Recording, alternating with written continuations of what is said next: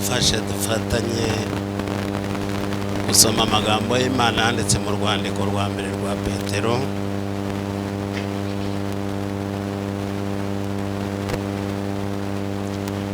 igice ni cya 3 umurongo w'10 kurangiza umurongo wa 11.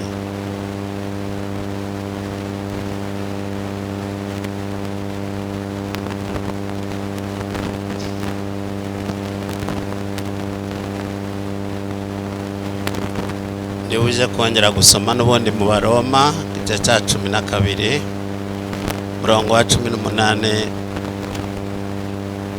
17 na 18.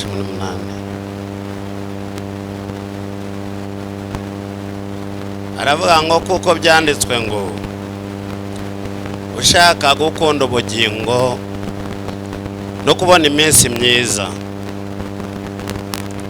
abuze ururimi rwe rutavuga ikibi n'iminwa ye itavuga iby'uburiganya kandi azibukira ibibi akora ibyiza cyane. Uca akarongo kuri uyu murongo ngiye gusoma, ashaka amahoro ayakurikire kugira ngo ayashyikire. Ashaka amahoro ayakurikire kugira ngo ayashyikire. Ashaka amahoro ayakurikire kugira ngo ayashyikire. Abaroma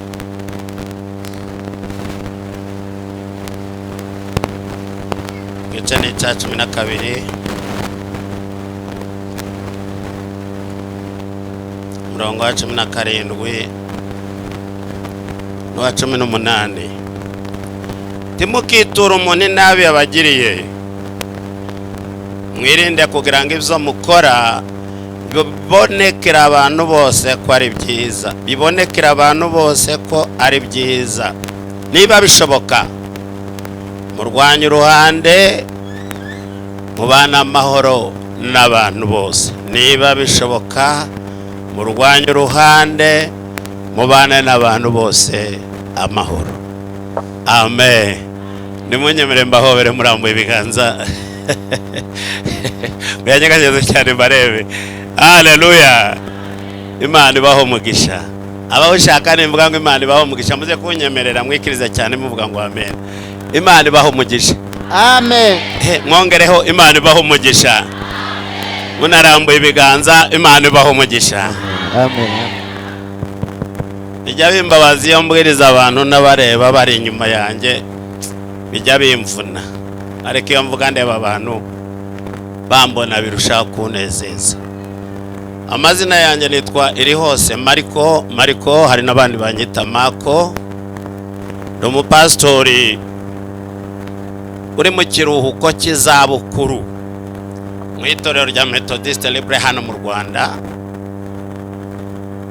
Tuye Kimisagara, mbarizwa muri paruwasi ya Gisozi. Icyicaro cy'itorero ni hari Igikondo, kandi murabona ndakuze. Imana yampamagaye mfite imyaka 10, 1962 kuva 74 ndi umuyobozi w'itorero. Ubu mfite imyaka 70, uyu ni wa 71. Inzego z'ubuyobozi nyinshi nazibayemo, kandi n'uyu munsi ndacyari umwigisha wazo.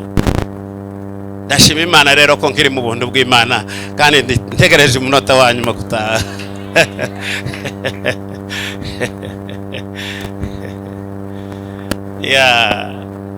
Jean Pierre n'umuhungu wanjye yambwiye ko yatangiye umurimo, nza kumureba mu Gatsata.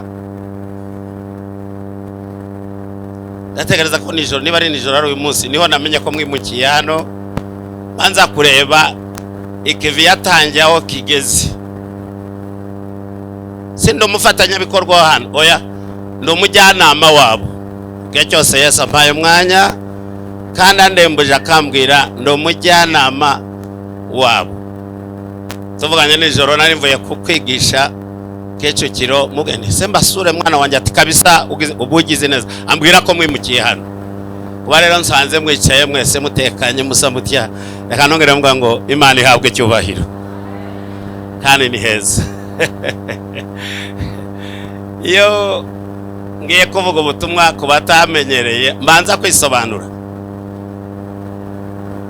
Muri kamere yanjye kuva ndi muto, muruva ko mfite imyaka 70, mu kwezi kwa gatanu natanga wa 71, nabyo abana 12, Imana isubiza bane, mfite 8 shingiye 6, hasigaye 2, tarashigira ni bakuru, mfite abuzukuru 16, 16 ngunda bakabanyada 16.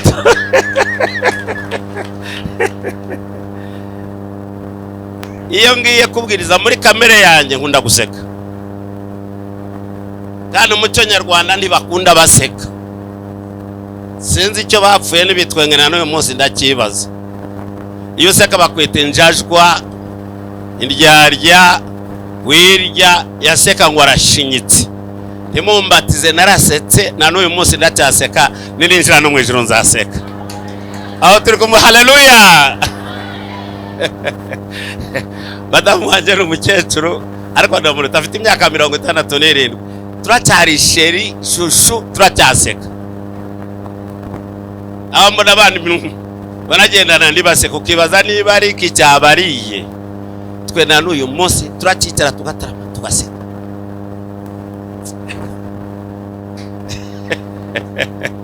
Nijya guseka rero uje kunyemerera duseke, nta kibazo rwose, mugorore n'imitsi, abaje barakaye museke mugubwe neza. Cya kabiri dusigaye tuvuganye kanje gato bacandwa gakamo, tamfura zanywaga amazi twahitaga matyaza muhuro, matyaza mupanga, ariko dusigaye tuvuga kanya gato macandwa gakamo.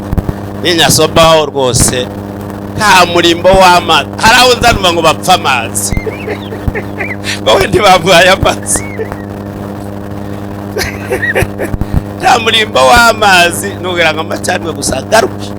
Nasomaho rero ndagira uwo bizitanga, ndabyizera ko nta kibazo.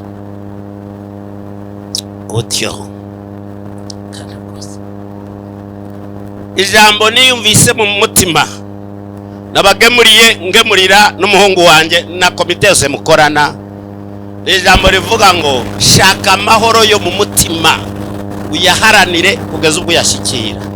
Shaka amahoro yo mu mutima uyaharanire, araharanirwa kugeza ubwo uvuga ngo ndayashikiriye. Ijuru rikavuga ngo wayashikiriye, abadayimoni bakavuga ngo wayashikiriye, abamuturanyi bakamenya ngo wayashikiriye, abakurwanya bakamenya ngo wayashikiriye. Abo turi kumwe, haleluya. Amahoro yo mu mutima. Ora shara grode prele, grora shala do taigro. Oete kele brili grora shala do prele. La gole brili. Oete shakolo prele prele. Mahoro yo mu mutima. Dufite igihisi yose itakaje amahoro. Kene ko mwumva, mumbabare ndashima ko mwaje.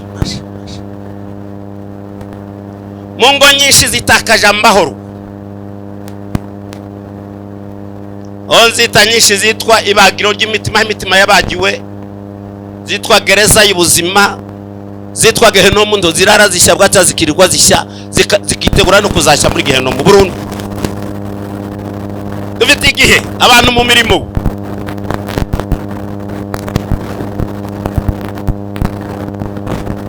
Jambi wowe rwose wituriza bareba wewe aho bwiye abo warunyicaye Rwanda, ariko ukomeze wicara aho ngaho bakurebere kumva. Dufite igihe mu nshingano zose kuva kera zitigeze zigira amahoro, zigenda zibura amahoro kugeza mu nzego n'abazihagarariye bapfa nka Yesu n'intumwa n'abandi bose. Hari abantu baza baza mu mirimo bakigira ngo bagiye mu munyenga.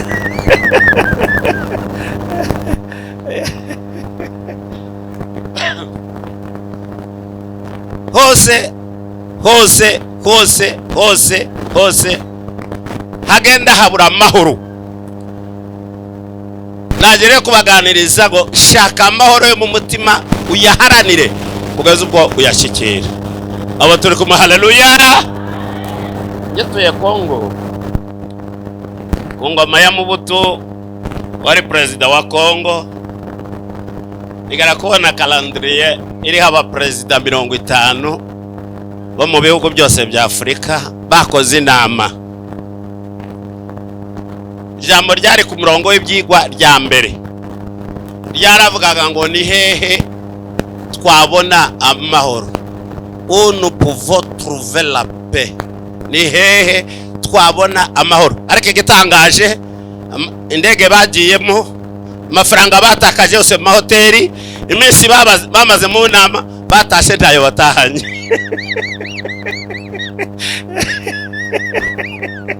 Ndacyari ko ntegura kugira ngo ndakwinginze wumve.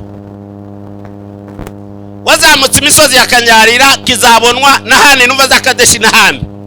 Ushaka icyitwa amahoro ugahusha inzira zayo, uzarinda uzi kuzimu Imana nitagucyura ntayuronse. Ariko naje kukubwira ngo shaka amahoro yo mu mutima uyaharanire kugeza ubwo yashekera. Abo turi kumwe, haleluya. Petero intumwa ya Yesu ibambamze bamucuritse ataba Kristo. Reka nongere ngubwire ikingiki, nutangiza umurimo w'Imana Satani ntawe urwanye, tuzaba ari wo. Kandi na Satani natakurwanya uzaba uri mwene nyina. Ariko nubu umukozi w'Imana Satani azakurwanya, uzaba umugabo uhagararana na Yesu gusa uzatsinda. Aho turi kumwe, haleluya.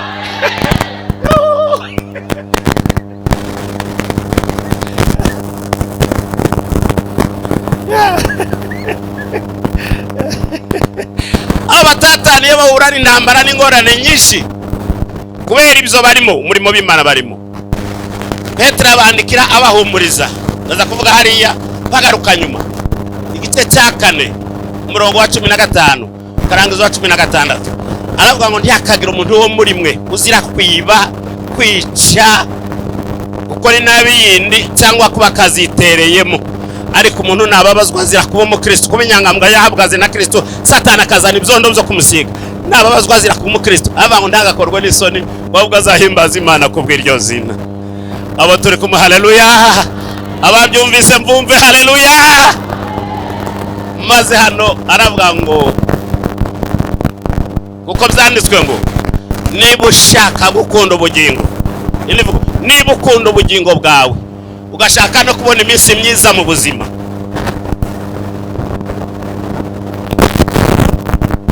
igifaru cya mbere gisenya amahoro no kubura iminsi myiza mu buzima nakanwa. Avuga ngo ubuze ururimi rwawe rutavuga ikibi, n'iminwa yawe ndikavuga iby'uburiganya, ndikavuga iki. Babanaga n'umusaza w'umukongomani akanga gukaraba. Umunsi umwe umuntu aramaze ati kwamenyo yatonze urubobi udakaraba niki wa muzehe. Aravuga ngo aka kanwa katarakorera ishyano nibuze ugakarabye. Atoka atarakoresha.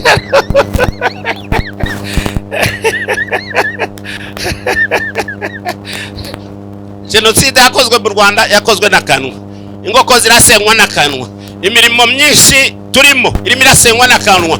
Ibintu byose uzabona nta nkota uzabona n'imbunda igenda isenya. Inkota ya mbere isenya n'akanwa. Aravuga ngo nushaka, kandi nabinginze Jean Pierre mvuga wowe ubyumva cyane n'abandi bantu bazakuvugaho byinshi uzavuge duke, bavuge 50 uvuge rimwe, bavuge 100 uvuga 2, uzafunga umunwa guceceka kwawe gufite icyo kuzasobanura.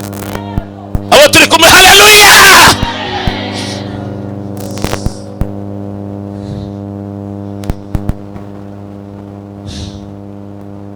Usenyurwe atizwa umuhoro, bazavuga ubatiza umuhoro basenye. Nuvuga amagambo za rukwatiza umuhoro. Ubuze ururimi rwawe rutavuga ikibi, n'iminwa yawe itavuga iby'uburiganya, buriganya kubeshya, besha kuvinda gwimba. Avuga ngo ushaka amahoro uyakurikire kugeza ubwo yashikira. Reka ngubwire inzira 3 mwebwe muri hano ndabizi ko mwaje mushaka amahoro, ntayo mufite kandi nta nayo mutahana. Kanongere nishake ngubwire ikingiki. Ariko hari inzira 3 waje kwiga zishobora kukugeza mu mahoro yo mu mutima, ijuru rikakwemera, abadayimoni bakakwemera, kandi n'abandi bantu bakavuga ngo yarahindutse. Abo turi kumwe, haleluya. Inzira 3 ziganisha ku mahoro ya burundu. Icyambere, inzira ya mbere nuko imika Yesu umwami w'amahoro mu mutima wawe. Urasha uti celebrele gloire chate, quelle gloire de prele gloire. Red ko chate, quelle prele gloire. Que de pas le gloire. Que kwemeka Yesu umwami w'amahoro mu buzima niyo nzira ya mbere yonyine rukombe izana amahoro yo mu mutima. Yamubwirike Yesu niwe mwami w'amahoro wenyine ku isi. Yesaya igice cya 9 umurongo wa 5, Yesaya muhanura umurongo igice cya 9 umurongo wa 5, aravuga umwana yatuvukiye duhawe umwana w'umuhungu, ubutware buzaba ku bitugu bye, azitwa igitangaza, umujyanama, Imana ikomeye, data wa twese, umwami w'amahoro wenyine. Ndabinginze mwumve amagambo, ahandi uzayakura. Niwe wenyine bose uzutanga amahoro. Nta gihugu gitanga amahoro, umva iki, nta ruganda rucura amahoro, nta mugabo utanga amahoro, nta butunzi butanga amahoro, nta cyubahiro gitanga amahoro, nta mugore nta mugabo utanga amahoro, nta bana batanga amahoro. Ariko bose uziyatanga wenyine ni Yesu wenyine. Abo turi kumwe, haleluya. Ibihugu byose mwisi, ibihugu byose mwisi, dushizemo n'igihugu cyacu byose mwisi, abayobozi bose bahawe inshingano Imana yabashinze n'umutekano, bahesha abaturage umutekano, kandi ibyo dukora nuko dufite umutekano, bitewe nuko dufite igihugu kiducungira umutekano neza. Bahawe inshingano y'umutekano, security. Ariko amahoro n'umwihariko wa Yesu wenyine mu nyirijuru. Nicyo gituma ducungira umutekano hanze mu nzu tukicana. Amahoro yo mu mutima uyatanga ni Yesu wenyine. Itamukuvije we.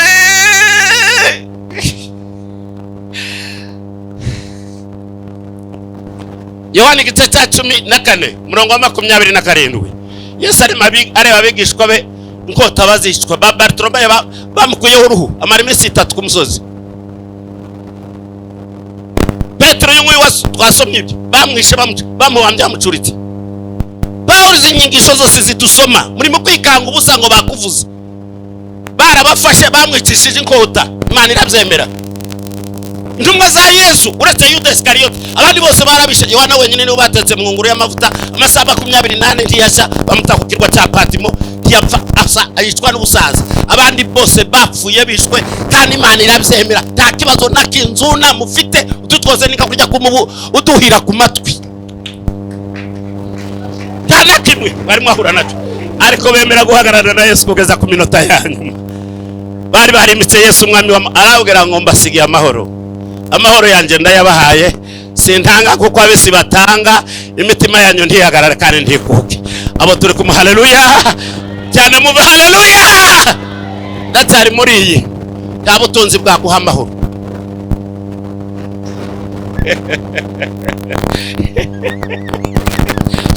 Niba hari abantu batagira amahoro n'abatuzi. Imyaka 71 natumiwe henshi kuvuga ubutumwa, naganiriye n'abakomeye benshi mu nzego zitandukanye. Urayo kuri kwiyampamagaye, ubutunzi ntibutanga amahoro. Ari umugabo weretse kunsetsa, batumiye ahantu mwivuga butumwa, arabwiriza ni hanze y'u Rwanda. Umukungu ufite uruganda rw'isukari arambwira ati tujyane iwanjye tuye kuganira.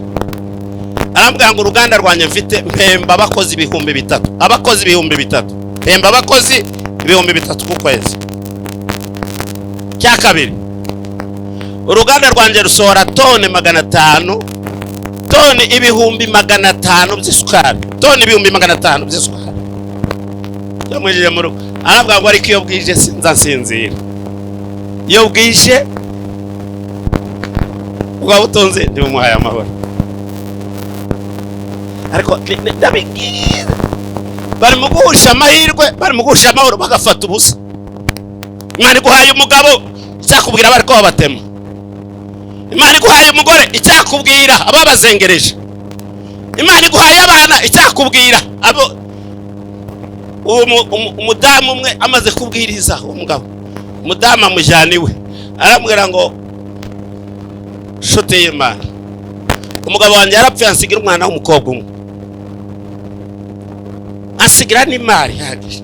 Ndavuga ngo umwana wanjye sinazana undi mugabo ngo azanurize umwana wanjye umukobwa, reka umwana wanjye manze mwiteho yige, narangiza kaminuza kanguka wari kusinzira kandi waje gushaka ibisubizo ndi waje gushaka Yesu kanguka oya murebe njuri kumwinekera to ziko hano benshi baje gushaka ibisubizo bataje gushaka Yesu tanga ibisubizo cyo mvuga ndabizi ndi umuyobozi aramubwira ngo umwana wanje mwitaho primaire ariga secondaire ariga kaminuza ariga umunsi yake yafashe diplome yiwe ya kaminuza ndavuga ndi akabase reka nshaka umugabo ashaka umugabo w'umuzungu basezerana muri civile basezerana mu itorero bamaze gusezerana wa mukobwa atwaranye n'umugabo wa undi yaruhiye wa undi yihanganiye amutwara umugabo ngo buti uwo mudamu abwira umugabo butumwa ati nsengera sinzi icyo nibwo umwana naruhiye yandwaye umugabo yaradusekeje aravuga ngo naribajeje ndasengera nyina hebera umwana ndasengera